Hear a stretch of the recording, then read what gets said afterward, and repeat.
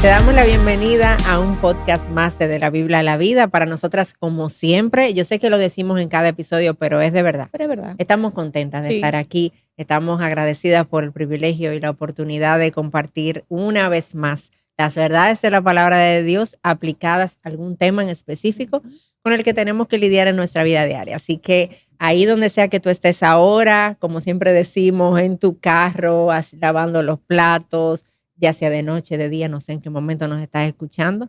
Te damos la bienvenida y nos encantaría poner una sillita aquí. ¿El café nunca lo has traído? No, nunca he traído. Nunca has traído el pero café. tomamos Coca-Cola antes de cafeína. Ay, pero aquí hay café. Y aquí hay café también. Ay, perdón. Vamos a tener que poner una tacita en ahí. la tacita. Pero está como lejos. Tú sabes, sí, no podemos. Va a ser como difícil tomar el café. No, y mis hijos que dicen que yo hago mucho ruido comiendo. ¿Comiendo? Pero yo creo que estos micrófonos no. Bueno, sí. Si tú eres... Sí. Ahí, no vamos a poder tomarnos el café entonces, ¿no? Porque vamos a ser de distracción. Sí, no, y de crítica. No queremos hacer las pequeñas. No, por favor, no. Patricia, hoy vamos a hablar un tema súper práctico también para nosotras las mujeres. Entonces, no sé si tú quisieras como hacer la introducción. Sí, claro que sí. Decirnos un poquito de qué vamos a hablar sobre este tema que tiene tanto que ver con toda nuestra vida. Yo recuerdo las palabras hace un tiempo de una mujer que me compartía que se sentía triste, pero que ella sentía que no quería decepcionar a Dios con su tristeza. Y yo recuerdo que cuando yo escuché esas palabras, para mí fue como, me estrujó el corazón. Pensar en la carga que esta mujer estaba experimentando al tener esta idea y este pensamiento de que su tristeza era una decepción para Dios. Y muchas veces nosotros quizás en nuestra vida como creyentes vemos la tristeza de esa manera, Charvela. Sí. Vemos la tristeza como yo no debería estar así porque yo soy creyente. Yo no debería estar triste porque yo creo en Jesús. Yo no debería estar triste porque entonces yo no tengo fe. Y entendemos que la tristeza es algo que no hay lugar para el creyente con eso. Como que el creyente no debería estar triste. Sí sabemos que hay dolor, sí sabemos que hay sufrimiento, sí sabemos que hay aflicción, pero el cristiano siempre tiene que estar en victoria. Sí. Aún en medio del dolor, en victoria, en victoria, en victoria. Y a veces, Charvela, con esta idea y este entendimiento en mente, lo que terminamos es pretendiendo que todo está bien. Sí. Yo estoy sufriendo, yo la estoy pasando mal, yo estoy pasando situaciones difíciles, pero yo prefiero pretender que todo está bien antes que darle lugar a la tristeza que genuinamente mi corazón está experimentando. Así es. Y es algo, la tristeza, Patricia, es algo que nosotras podemos ver a lo largo de la vida de los personajes que encontramos en la Biblia. O sea, y no es algo que Dios condena, sino que Dios ha develado a través de las escrituras para que nos sirvan de ejemplo. Porque no es lo mismo expresar tristeza que quedar hundido en la tristeza sin consuelo. Claro. Yo creo que la tristeza es un sentimiento natural del ser humano, es una emoción. Jesús lloró, dice la palabra. Entonces yo creo que en vez de sentirnos que, wow, tengo vergüenza con el Señor, mejor aprendamos a cómo nosotras como creyentes podemos lidiar con ese sentimiento que es real. Y déjame hablarte un poquito de un personaje que vemos en la Biblia que sintió una tristeza profunda. Y yo creo que todas aquellas que han pasado por una situación similar a la de Ana, esta mujer a la cual Dios... Bueno, y quizás tú, Patricia, perdóname que te lo diga así, pero ¿quién mejor que tú quizás para hablar de esta mujer? Pero lo voy a decir yo. Dale, dile tú, por favor, dile tú. Porque tengo alrededor amigas que amo mucho, que han experimentado también tristeza, decepción, ira, muchos sentimientos encontrados por el motivo de que Dios no le ha concedido la posibilidad de ser madres. Pero leamos lo que la Biblia nos dice acerca de Ana, y eso lo encontramos en 1 Samuel, en el capítulo 1, del verso del 7 al 10. Y miren lo que dice. Esto sucedió año tras año, siempre que ella subía a la casa del Señor. Penina la provocaba, por lo que Ana lloraba y no comía. Entonces Elcana, su marido, le dijo, Ana, ¿por qué lloras y no comes? ¿Por qué está triste tu corazón? Mientras el sacerdote Elí estaba sentado en la silla junto al poste de la puerta del templo del Señor, ella, muy angustiada, oraba al Señor y lloraba amargamente. Aquí hicimos un resumen del contenido de esos versículos. Sí, porque es más largo todo lo que pasa con Ana. Pero ahí ilustra bien lo que leímos, el sentir de Ana, la burla de parte de esta mujer, de Penina, la necesidad de consolarla de parte de su esposo y la tristeza verdadera que ella experimentaba por un anhelo no satisfecho, que es un anhelo genuino en una mujer. Claro. Entonces vemos en las escrituras cómo es posible personas que aman al Señor, que eran devotas a Él, tristeza. Cómo podían experimentar tristeza. Y alguien más en quien puedo pensar es en David. Ajá. Tú vas leyendo los salmos y a veces a mí me da risa. Tú dices, óyeme, pero este hombre pasó trabajo. Porque tú vas leyendo los salmos y en todos los salmos de David, él está perseguido, él está en pecado, él está en aflicción, él está en agonía. O sea, y aquí, mira, yo te voy a leer solamente 2 salmos, porque hay para elegir, es verdad. David duró 10 años siendo perseguido. Exactamente. Imagínate. O sea, imagínate el nivel de sufrimiento con eso. Por ejemplo, el Salmo 18:6 dice, en mi angustia, o sea, oye la palabra, angustia, en mi angustia invoqué al Señor y clamé a mi Dios. Desde su templo oyó mi voz y mi clamor delante de él llegó a sus oídos. O sea, este es un hombre angustiado y él está clamando al Señor. Y el Salmo 31 del 9 al 10 dice, ten piedad de mí, oh Señor, porque estoy en angustia. Se consumen de sufrir mis ojos, mi alma y mis entrañas. Pues mi vida se gasta en tristeza y mis años en suspiro. O sea, estas palabras expresadas de esta manera muestran un nivel profundo de dolor, un nivel profundo de sufrimiento. Como decía, se consumen de sufrir mis ojos, mi alma y mis entrañas. O sea, es un sufrimiento tan grande que ya hasta todo su cuerpo, todo su ser está siendo afectado por las realidades de sufrimiento que él está experimentando ahí. O sea, que ahí lo vemos también en la realidad del sufrimiento. Y en otra persona que podemos ver la realidad del sufrimiento, la vemos ya en el apóstol Pablo en el Nuevo Testamento, porque en el Nuevo Testamento también había tristeza. Ay, sí. No es nada más en el Antiguo. No es nada más en el Antiguo, aquí también. Y mira lo que dice 2 de Corintios en el capítulo 11, y lo estamos también resumiendo, dice, en muchos más trabajos, en muchas más cárceles, en azotes, un sinnúmero de veces, con frecuencia en peligros de muerte. 5 veces he recibido de los judíos 39 azotes. 3 veces he sido golpeado con varas. 1 vez fui apedreado. 3 veces naufragué y he pasado una noche y un día en lo profundo. Con frecuencia en viajes, en peligros de ríos, peligros de salteadores, peligros de mis compatriotas, peligros de los gentiles, peligros en la ciudad, peligros en el desierto, peligros en el mar, peligros entre falsos hermanos, en trabajos y fatigas, en muchas noches de desvelo, en hambre y sed, con frecuencia, sin comida, en frío, en desnudez.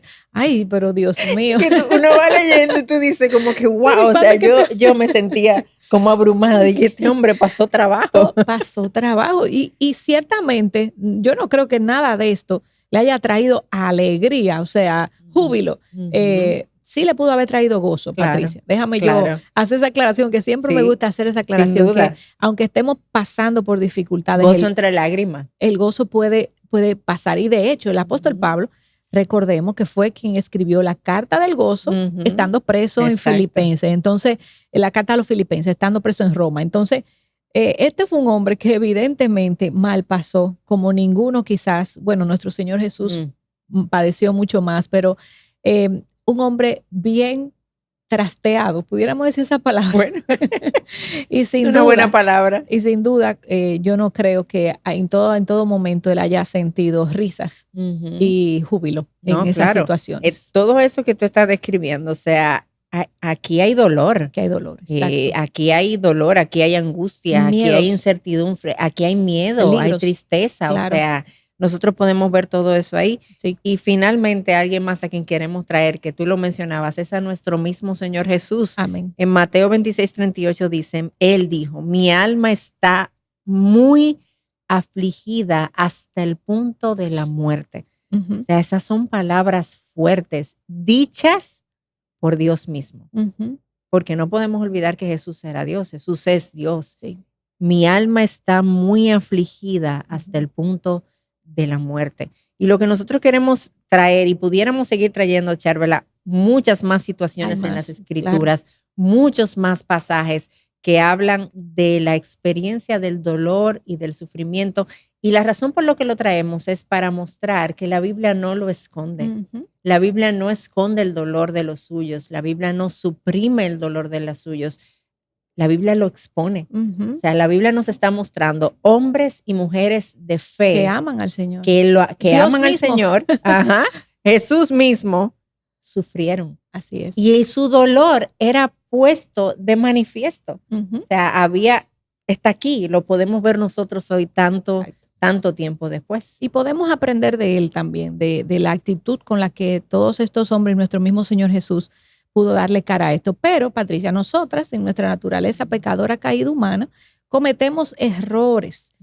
No solamente errores con nosotras mismas, sino errores con el otro cuando vemos al otro en tristeza y sufrir. Y una de las cosas es que nosotras normalmente espiritualizamos o minimizamos el sufrimiento. Entonces, y decimos, no te preocupes, la persona está triste. Está como Pablo ahí, con peligro y de todo. Y nosotros le decimos, no te preocupes, mira, todo va a obrar para bien.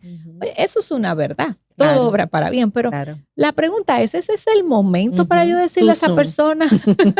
Es demasiado rápido. Ese es el momento para yo decirle a la persona, mira, todo va a obrar para bien. Y es una verdad. Pero vamos a ser empáticos con el dolor del otro.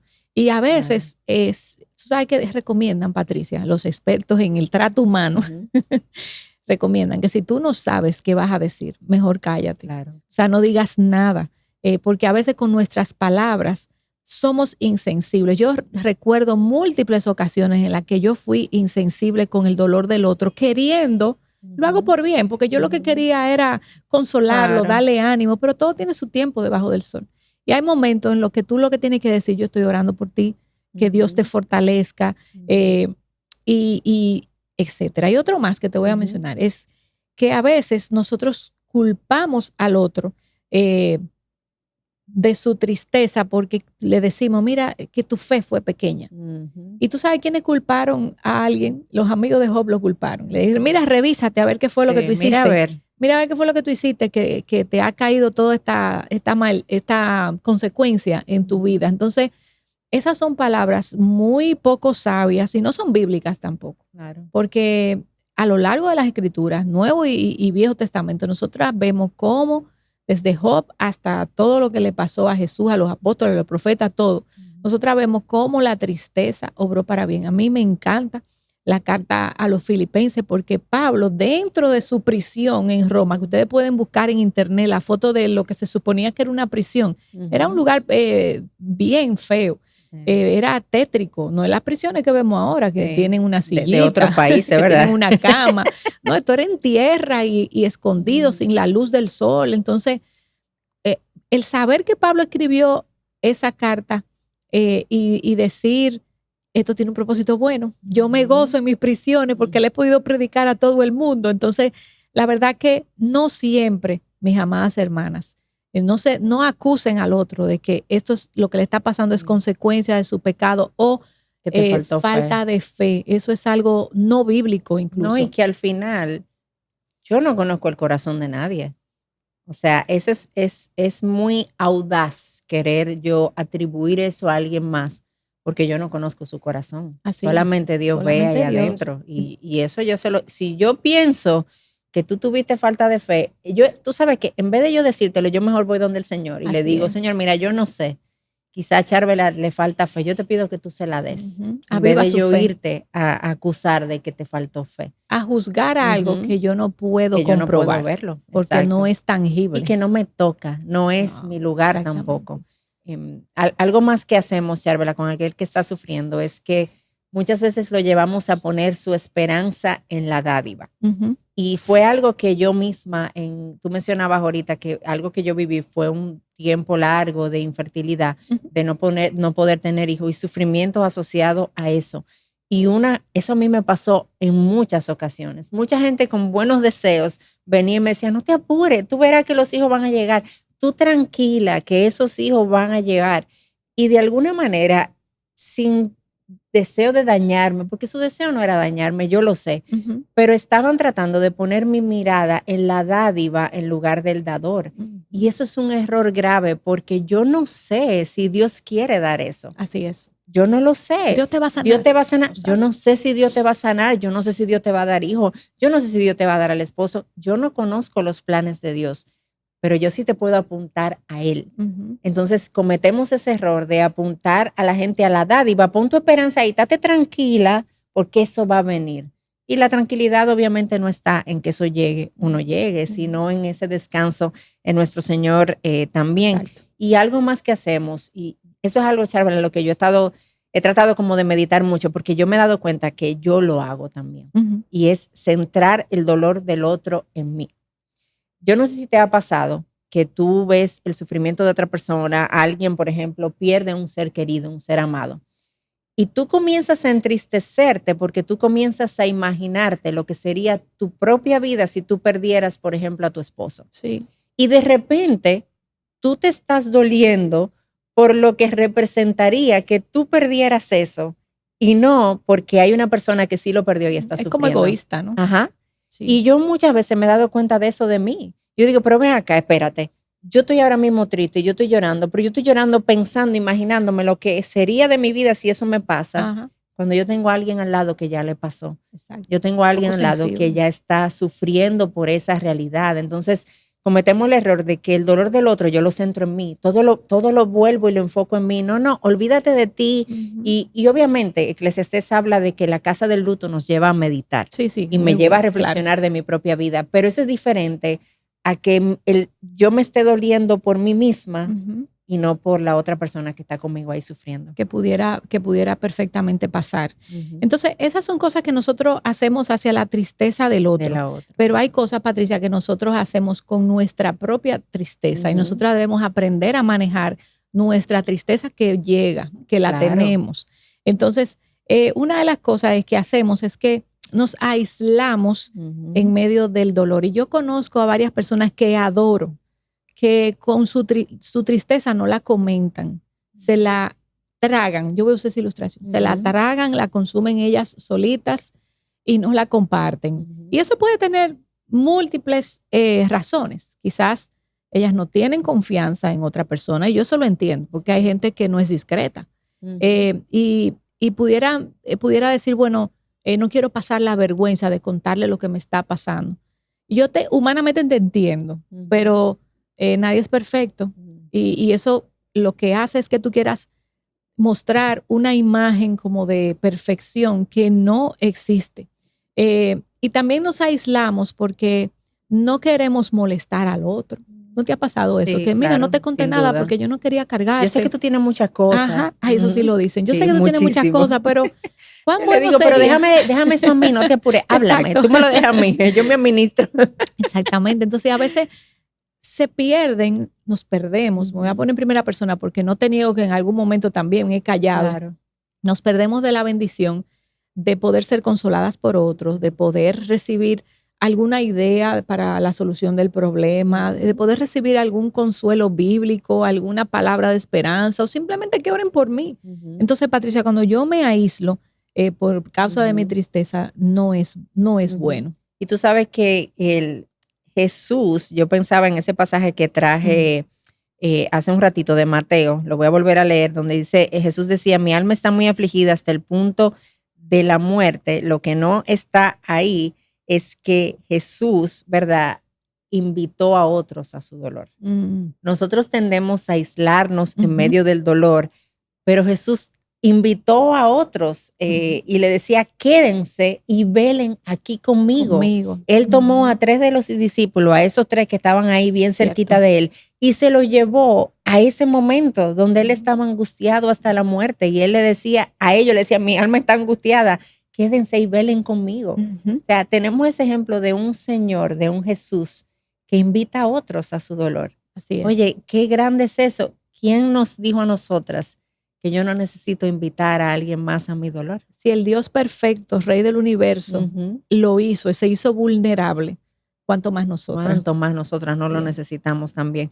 Y otra cosa que tendemos a hacer, Charvela, es a que no solamente yo me aíslo, ¿verdad? ¿verdad? De que no le comparto a nadie, no hablo con nadie de que estoy mal, es que también yo reprimo el dolor. Y son dos cosas muy diferentes, porque yo puedo aislarme, simplemente no te cuento, no te hablo, pero en mi casa lo estoy sufriendo, estoy llorando, me siento desanimada, o sea, aún en mi soledad estoy mostrando el dolor. Pero hay algo más y es el otro extremo donde yo lo reprimo, lo aplasto, no dejo que salga. Y en un momento quizás ese dolor quiere salir y yo no lo dejo, yo no lloro, yo no me permito sentir tristeza en lo absoluto. Cuando la tristeza está a un punto de asomarse, yo busco distraerme de manera inmediata para no sentir tristeza. Y reprimir el dolor jamás lo va a sanar, porque no lo hace desaparecer. El dolor está ahí y es más, mucho peor porque es un dolor que no está siendo manejado de la manera correcta y no está siendo llevado hacia el lugar correcto, sino que está siendo aplastado, pero eso en algún momento va a colapsar. O sea, esa reprensión, si pudiéramos llamarlo de esa manera, ese reprimir el dolor nos va a cobrar y nos va a cobrar caro después. Y es un error que a veces cometemos con eso. Y otra cosa que hacemos es que buscamos, Patricia, refugio en otros lugares, en otras personas, en otras cosas, en vez de buscarlo en el lugar correcto. Déjame comenzar por los lugares incorrectos. Lo buscamos a veces en la comida. Por eso es que vemos a veces muchas personas con un desequilibrio en su forma alimenticia. Lo buscamos en las amistades y es como una forma a veces como de olvidar el momento intencional para no pensar en esa tristeza, queriendo olvidarla de la forma incorrecta. Lo buscamos a veces en sustancias prohibidas, en prácticas indebidas, en sustancias como el alcohol o las drogas o en cosas que veo, en cosas que hablo, para distraer mi mente, en vez de tomar esa tristeza, que es lo correcto, y llevarla a los pies de nuestro Señor y hablarla con Él, que ya la conoce y que la permitió. Preguntarle al Señor, Señor, ¿qué tú quieres? Señor, sana mi corazón. Señor, háblame el corazón. Yo no quiero buscar un refugio diferente que no seas tú. Y nosotras poder entonces llevar esto a los pies de Cristo, como yo decía. Y Patricia, hay una pregunta. ¿Dónde está Dios cuando estoy triste? ¿Qué pudiéramos decir eso? ¿Dónde estuvo Dios para ti en tu tristeza? Tú sabes que en medio, yo recuerdo mucho y yo sé que si tú tienes algún tiempo escuchándonos ya, pues me has oído hablar de esto, porque recuerdo mucho las palabras del Salmo 13. El Salmo 13 fue un salmo muy significativo para mi vida, el 13, 1:13.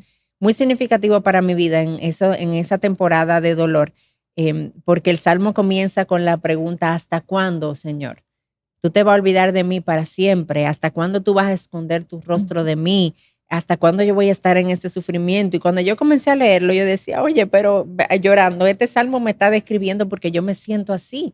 A veces en medio del dolor uno puede tener la tentación de pensar y sentir, Dios se olvidó de mí. Sí, claro. Dios no está aquí. Dios se olvidó de mí. Dios está atendiendo a Charvela que es una mejor mujer que yo, la está atendiendo y ella está bien, yo no estoy bien. Yo comienzo a mirar cómo el Señor está bendiciendo a otros con lo que yo deseo, pero yo no tengo. Yo digo, no, es que Dios no está aquí.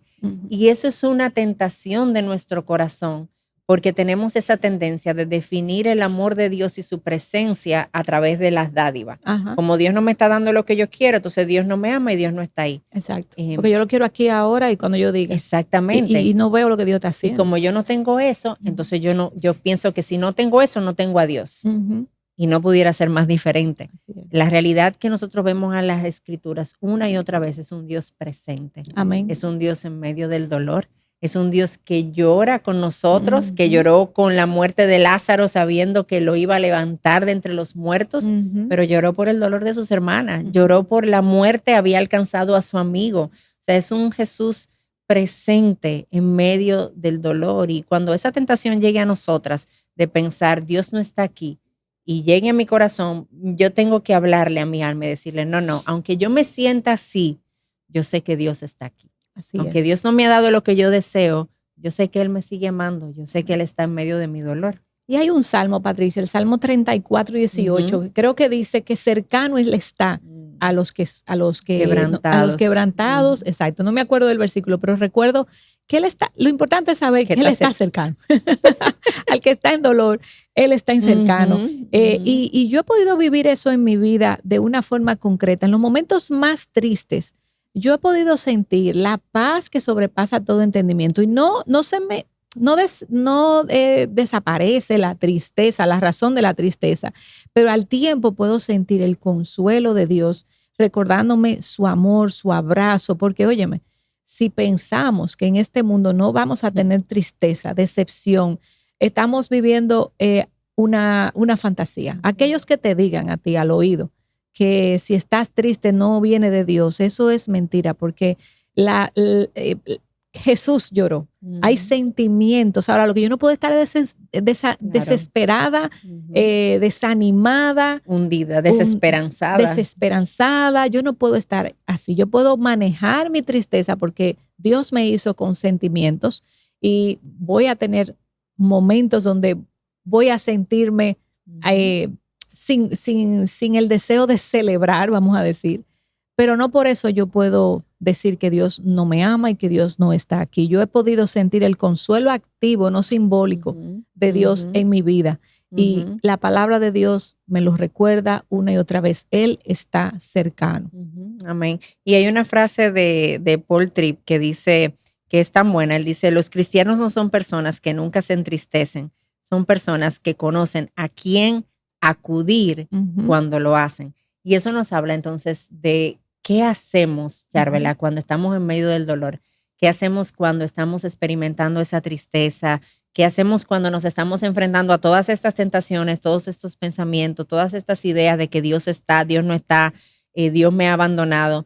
Y hay una de las prácticas que yo creo que es muy útil, sobre todo en esas temporadas de dolor, y es poder aprender la práctica del lamento bíblico. La Biblia está llena de salmos de lamento. Creo que la mayor porción de los salmos son salmos de lamento.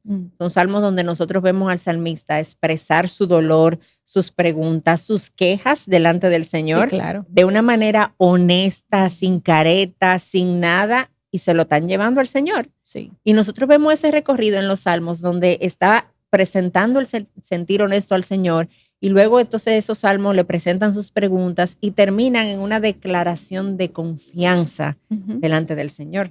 Algo que nosotras podemos hacer con nuestro dolor, en lugar de reprimirlo, yo puedo llevarlo al Señor a través de salmos de lamento, porque esos salmos le dan voz a nuestro dolor, le dan voz a nuestro corazón que se duele, que a veces yo no sé cómo orarle al Señor. Esos salmos están ahí y yo puedo tomarlos y orar esos salmos delante del Señor y usarlos como una guía para yo llevar mi tristeza y derramarla delante del Señor ahí, usando su palabra misma para eso. Hablarlo con Él, sin duda. Total, ya Él conoce lo que hay.